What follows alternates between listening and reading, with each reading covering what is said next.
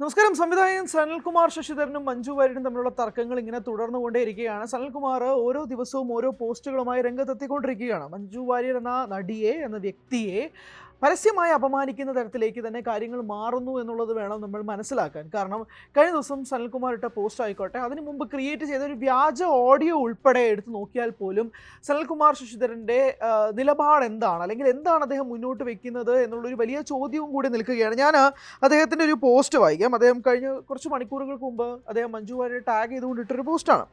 അതിൽ അദ്ദേഹം പറയുന്നൊരു, നമ്മുടെ പ്രണയം ഇങ്ങനെ പൊതുസമൂഹത്തിൽ വിളിച്ചു പറയേണ്ടി വരുന്നതിൽ എനിക്ക് സങ്കടമുണ്ട് എന്ന് പറഞ്ഞുകൊണ്ടാണ് സനൽകുമാർ ശശിധരൻ ഈ പോസ്റ്റിൻ്റെ അവസാനം നിർത്തുന്നത്. പക്ഷെ മറ്റെന്താണ് വഴി, എന്താണ് ഈ ലോകം ഇത്ര ക്രൂരമായി പോകുന്നതിൻ്റെ കാരണമെന്ന് ചോദിച്ചുകൊണ്ട്, മഞ്ജു വാര്യരോട് ചോദിച്ചുകൊണ്ടാണ് ഫേസ്ബുക്ക് പോസ്റ്റ്. എന്തായാലും ആ പോസ്റ്റിലേക്ക് നമുക്കൊന്ന് പോകാം. സമൂഹം ഒരു തമാശയാണ്. അങ്ങനെ ഒന്നും നിലനിൽക്കുന്നു തന്നെ ഇല്ല എന്ന് തോന്നും ചിലപ്പോൾ. എൻ്റെയോ നിൻ്റെയോ എന്നുള്ളത് മാറ്റിവെച്ചാലും ഞാൻ പുറത്തുവിട്ട സംഭാഷണത്തിൽ രണ്ട് മനുഷ്യരാണല്ലോ ഉള്ളത്. അതാരായിക്കോട്ടെ, ഒരു സ്ത്രീയെ അവർക്ക് ഇഷ്ടമുള്ള ആളോട് സംസാരിക്കാൻ അനുവദിക്കില്ല എന്നും അതിന് ശ്രമിച്ചാൽ ആ സ്ത്രീയുടെയും മകളുടെയും ജീവന് ഭീഷണിയാകുമെന്നാണല്ലോ പ്രധാനമായും അതിലുള്ളത്. അതാരാണെന്ന് ബോധമുള്ള സമൂഹം ചോദിക്കണ്ടേ? അതിൽ സത്യമുണ്ടോ എന്ന് അന്വേഷിക്കണ്ടേ? ഞാൻ പൊതുസമൂഹത്തെ പറ്റിക്കുകയാണ് എന്ന് വാദിച്ചാൽ പോലും അതിൻ്റെ സത്യാവസ്ഥത്തിലേക്ക് പോകാൻ ഒരു സമൂഹം തയ്യാറാവേണ്ടതില്ലേ? നീ പറഞ്ഞത് ശരി തന്നെയാണ്. ഇതൊരു പാഴ് സമൂഹമാണ്. ഞാൻ തോൽവി സമ്മതിച്ചു. മുൻപ് നിന്റെ മൗനം എന്നിൽ ഉണർത്തിയിരുന്ന വികാരം കോപമായിരുന്നു. ഇപ്പോൾ ഭയവും ആദിയുമാണ്. നിന്നെ ഓർക്കുമ്പോൾ ഉള്ളിലാളുന്ന തീ കാരണം എഴുതാതിരിക്കാൻ കഴിയുന്നില്ല. കടലാസർ വഞ്ചി പുഴയിൽ ഒഴുക്കിവിടുന്ന പോലെ നിന്നിലേക്ക് എത്തുമായിരിക്കുമെന്ന പ്രതീക്ഷയിൽ എന്തൊക്കെയോ കുറിക്കുന്നു എന്നുള്ളതാണ് സനൽകുമാർ ശശിധരൻ്റെ പോസ്റ്റ്. അപ്പോൾ ഇതിൽ പറയുന്ന ഒരു പ്രധാനപ്പെട്ട കാര്യം, കഴിഞ്ഞ ദിവസം സനൽകുമാർ ശശിധരൻ മഞ്ജു വാര്യരുമായിട്ടുള്ളൊരു ഓഡിയോ സംഭാഷണം പുറത്തുവിട്ടിരുന്നു. ഈ ഓഡിയോ സംഭാഷണത്തിൽ നിന്ന് കൃത്യമായി ചില കാര്യങ്ങൾ സനൽകുമാർ തന്നെ പോസ്റ്റ് ചെയ്യുന്നുണ്ട്. അതിൽ ആദ്യത്തെ ഓഡിയോ സംഭാഷണത്തിൽ അവർ പറയുന്ന ഒരു പ്രധാനപ്പെട്ട കാര്യം, എന്നോട് പല കാര്യങ്ങളും പറയാൻ വേണ്ടിയിട്ട് കമ്മ്യൂണിക്കേറ്റ് ചെയ്യാൻ വേണ്ടി ശ്രമിച്ചിരുന്നു, പക്ഷേ മഞ്ജു പരാജയപ്പെടുകയായിരുന്നു. മാത്രമല്ല ഈ കേസിൽ, അതായത് സനൽകുമാർ ശശിധരന് കൊടുത്ത ഈ കേസിൽ തനിക്കൊരു റോളുമില്ല എന്ന് മഞ്ജു വാര്യർ പറയുന്നു എന്നുള്ളൊരു അടിക്കുറിപ്പോടുകൂടിയാണ് ഈ ഓഡിയോ പോസ്റ്റ് ചെയ്തിരിക്കുന്നത്. പക്ഷേ ഇത് മഞ്ജു വാര്യരുടെ ശബ്ദമല്ല എന്നുള്ളത് മലയാളി പ്രേക്ഷകർക്ക് കൃത്യമായിട്ട് അറിയാം. മഞ്ജു വാര്യരെ മലയാളികൾ കാണാൻ തുടങ്ങിയത് ഇന്നും ഇന്നലെ ഒന്നുമല്ല. 1996 മുതൽ തന്നെ ഇപ്പോൾ കലോത്സവ വേദിയിലായിക്കോട്ടെ, അതിൽ നിന്നും സിനിമയിലേക്ക് വരുന്നു, അതിൽ നിന്ന് ഒരു ഇടവേള എടുക്കുന്നു, 14 വർഷത്തെ ഇടവേളയ്ക്ക് ശേഷം മലയാള സിനിമയിലേക്ക് തിരിച്ചു വരുന്നു, ഒരു വലിയ തിരിച്ചുവരവ് നടത്തുന്നു. അതിന് പിന്നാലെ പല സിനിമകളും ചെയ്ത് ജനപ്രീതി നേടിക്കൊണ്ടിരിക്കുന്നു. ഇന്ന് വലിയ തിരക്കിട്ട നടിയായി മഞ്ജു വാര്യർ മാറുന്നു.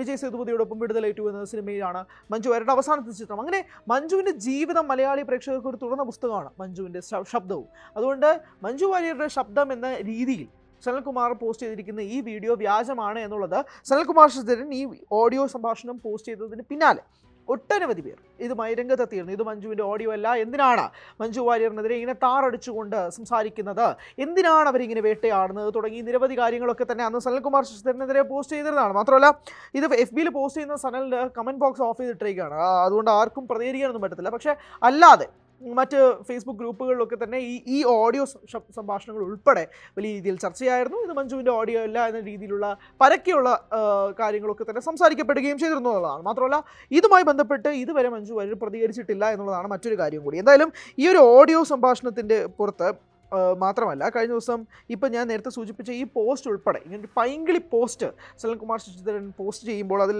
കമൻറ്റ് ബോക്സിൽ നിർമ്മാതാവും സംവിധായകനുമായ അനിൽ തോമസ് ഒരു കാര്യം വ്യക്തമാക്കുന്നുണ്ട്. അതിൽ അദ്ദേഹം പറയുന്നത്, എൻ്റെ പൊന്നു സനലെ, ഈ പരിപാടി നിർത്തൂ. നിങ്ങളുടെ സിനിമയിൽ അഭിനയിച്ച ഒരു നടിയോട് താങ്കൾക്ക് പ്രണയം തോന്നിയിരിക്കാം, പക്ഷേ അവർക്ക് അങ്ങനെ ഒന്നും തന്നെ ഇല്ലെന്നും താങ്കൾക്കും അറിവുള്ളതല്ലേ? അതിൻ്റെ തെളിവല്ലേ താങ്കൾക്കെതിരെ അവർ കൊടുത്ത കേസ്? താങ്കൾ ഇപ്പോൾ അമേരിക്കയിലിരുന്നാണ് അവർ സ്റ്റോക്ക് ചെയ്യുന്നതെന്ന് മനസ്സിലാക്കുന്നു. അവരുടെ അല്ലാത്ത ഒരു വോയിസ് ക്ലിപ്പ് അവരുടേതെന്ന് പറഞ്ഞ് സോഷ്യൽ മീഡിയയിലിട്ട് വീണ്ടും നടപടികൾ വിളിച്ചു വരുത്തരുത്. പണ്ട് കേസുണ്ടായപ്പോൾ താങ്കൾ ഇന്ത്യയിലായിരുന്നു എന്ന് സമാധാനിക്കാം. ഇപ്പോൾ നിങ്ങളുള്ളത് ലോകഭ്രാന്തനായ ഒരുത്തൻ അവിടുത്തെ പ്രസിഡന്റ് ആയിരിക്കുന്ന നാട്ടിലാണ്. അതുകൊണ്ട് അരഭ്രാന്തിനും പ്രത്യേകിച്ചും ഇളവുകളൊന്നും ലഭിക്കില്ല. താങ്കളുടെ ഈ പ്രവൃത്തി കൊണ്ട് സ്വയം കുഴി തോണ്ടാതിരിക്കുക. താങ്കളെ നേരിൽ പരിചയപ്പെട്ട ഒരാളെന്ന നിലയിൽ ഇത്തരം പ്രവൃത്തികൾ ഭൂഷണമല്ല എന്ന് ഓർമ്മിപ്പിക്കട്ടെ. അവരുടെ വഴിക്ക് വിടുക. താങ്കൾ അറിയാവുന്ന പണി, അതായത് സിനിമാ സംവിധാനം തുടർന്നും ചെയ്യാൻ ശ്രമിക്കുക എന്നുള്ള അനിൽ തോമസിൻ്റെ ഈ ഒരു കമൻറ്റ് അതിന് പിന്നാലെ സനൽകുമാർ ശശിധരൻ വീണ്ടും റിപ്ലൈ ചെയ്യുന്നുണ്ട്. പക്ഷേ എന്നാൽ പോലും എന്താണ് അദ്ദേഹം ഉദ്ദേശിക്കുന്നത് എന്നുള്ള കാര്യത്തിൽ നിന്നും ഇതുവരെ വ്യക്തമല്ല. ഇതിൽ മഞ്ജു വാര്യർ പ്രതികരിച്ചിട്ടില്ല എന്നുള്ളതും ഒരു വലിയ ചോദ്യമാണ്. പക്ഷേ എന്താണ് സനൽകുമാർ ശശിധരനിൽ നിന്നും പ്രതീക്ഷിക്കുന്നത്? അതൊരു വലിയ വാലിഡ് ക്വസ്റ്റ്യൻ ആണല്ലോ. കാരണം തുടർച്ചയായി ഇങ്ങനെ മഞ്ജു വാര്യറിന് നേരെ അധിക്ഷേപങ്ങൾ ഉയർത്തുന്നു. അതിൽ യാതൊരു രീതിയിലുള്ള പ്രതികരണത്തിന് മഞ്ജു തയ്യാറാകുന്നുമില്ല. പക്ഷേ ഇതുപോലുള്ള ചോദ്യങ്ങൾ നിരന്തരമായ ഒരു മലയാളി നടിക്കെതിരെ ഉന്നയിച്ചുകൊണ്ടിരിക്കുമ്പോൾ അതിനകത്ത് എന്താണ് കാര്യമെന്ന് തിരക്ക് വെക്കുക എന്നുള്ളത് സ്വാഭാവികമായുള്ളൊരു കാര്യമാണല്ലോ. അപ്പോൾ ആ ഒരു നടപടിയിലേക്ക് തന്നെയാണ് സമൂഹ മാധ്യമങ്ങൾ പോകുന്നത്. പക്ഷേ സനൽകുമാർ ശശിധരൻ ആയതുകൊണ്ട് തന്നെ ഇതിൽ എങ്ങനെയായിരിക്കാം കാര്യങ്ങൾ വളച്ചൊടിക്കപ്പെടുക എന്നുള്ളതിൻ്റെ ഒരു ഉത്തമ ഉദാഹരണമായിട്ട് നമുക്ക് ആ ഓഡിയോ മാറ്റുകയും ചെയ്യാം. പക്ഷേ ഈ മഞ്ജുവിൻ്റെ മൗനം തന്നെയാണോ സനലിനുള്ള മറുപടി എന്നുള്ളൊരു ചോദ്യം കൂടി സമൂഹ മാധ്യമങ്ങളിൽ ഉയരുകയും ചെയ്യുന്നുണ്ട്. ഏതായാലും കഴിഞ്ഞ ദിവസങ്ങളിലാണ് സനൽകുമാർ ശശിധരൻ സംവിധാനം ചെയ്ത മഞ്ജു വാര്യർ പ്രധാന വേഷത്തിലെത്തിയ കയറ്റം എന്ന ചിത്രം അദ്ദേഹം പുറത്തുവിടുന്നത്. അതും അദ്ദേഹം ഓൺലൈനിലൂടെയാണ് ആ സിനിമ പുറത്തുവിടുന്നത്. അദ്ദേഹം ആ സിനിമയുടെ ലിങ്ക് തന്നെ അദ്ദേഹം FB പോസ്റ്റ് ചെയ്തതിനു ശേഷം അദ്ദേഹം പറയുന്നൊരു കാര്യം, മഞ്ജു വാര്യരുടെ ജീവന് ഭീഷണിയുണ്ടെന്ന് 3 വർഷം മുമ്പ് ഞാൻ പോസ്റ്റ് ഇട്ടതും അതേ തുടർന്ന് അവരുടെ തന്നെ പേരിലുണ്ടാക്കിയ ഒരു കള്ളപ്പരാതിയിൽ എന്നെ പോലീസ് അറസ്റ്റ് ചെയ്തതും ഓർമ്മയുണ്ടാകും. അന്ന് പറഞ്ഞ 2 കാര്യങ്ങൾ ഇന്ന് ഞാൻ വീണ്ടും ആവർത്തിക്കുന്നു. ഇത്തവണ അവരുടെ ശബ്ദത്തിൽ തന്നെ കേൾക്കാം. എൻ്റെ അറസ്റ്റിന് ശേഷം 2022 നവംബറിൽ മഞ്ജു വാര്യർ ഒരു അപരനാമത്തിൽ ഫേസ്ബുക്ക് വഴി എന്നെ ബന്ധപ്പെടുകയായിരുന്നു തുടങ്ങിയ കാര്യങ്ങളൊക്കെയാണ് സനൽകുമാർ പറയുന്നത്. പക്ഷേ ഇതിങ്ങനെ നിരന്തരം സംഭവിച്ചുകൊണ്ടിരിക്കുകയാണ്. മഞ്ജു വാര്യർക്ക് നേരെ പൈങ്കിളി കഥകളും പോസ്റ്റുകളും ഒക്കെ തന്നെ അദ്ദേഹം സമൂഹ മാധ്യമങ്ങളിൽ പങ്കുവെക്കുമ്പോൾ അതിന് ഒരു തരത്തിലുമുള്ള മറുപടി മഞ്ജു വാര്യർ നൽകുന്നില്ല എന്നുള്ളതാണ്. മാത്രമല്ല സിനിമാ രംഗത്തുള്ളവർ പോലും നിശ്ചിതമായി തന്നെ സനൽകുമാർ ശശിധരനെതിരെ വിമർശനവുമായി രംഗത്തെത്തുകയും ചെയ്യുന്നുണ്ട്. സോ ഇതിൽ ഏത് സ്റ്റാൻഡാണ് നിൽക്കുന്നത് എന്നുള്ളൊരു ചോദ്യത്തിനപ്പുറമായി എങ്ങോട്ടാണ് സനൽകുമാർ ശശിധരൻ ഈ കപ്പൽ ഓടിച്ചുകൊണ്ട് പോകുന്നത് എന്നൊരു വലിയ ചോദ്യത്തിലാണ് നിലനിൽക്കുന്നത്.